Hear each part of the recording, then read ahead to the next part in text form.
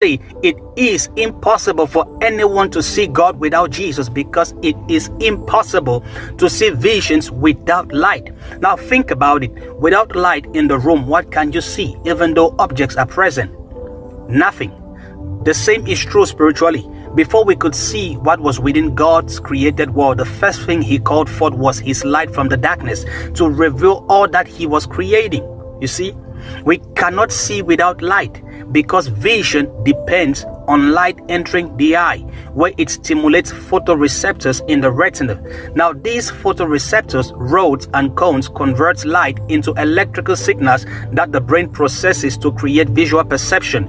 Without light, there is no stimulus for the photoreceptors, and thus no visual information can be formed. So in total darkness, our eyes rely on memory, touch, or other senses to interpret our surroundings. No one can come to God without Jesus, which is the reason any religion attempting to serve God outside of Jesus is serving a God they do not know or see.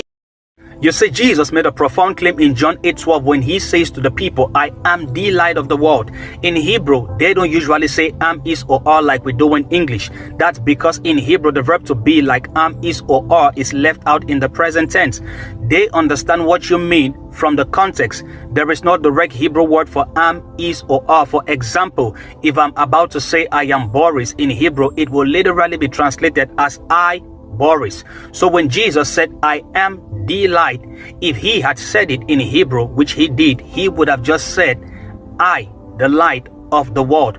A statement of singular identity, I, which in New Testament Greek translation is ego, a primary pronoun of the first person singular, only expressed when the speaker is emphatic or laying strong emphasis on themselves. Ego, which is I, implies me, alone, myself, singularity. It is where we get the English for ego, meaning the self, center of identity, self-awareness, or consciousness, or individual existence. So when Jesus says ego, the light, he isn't just introducing himself. He is setting himself apart, singling himself out, declaring, I alone, exclusively, personally, am the only light of all existence. The light as in no other source, no second being, not a contributor to the illumination, but the origin of all light. The definite article they establishes exclusivity.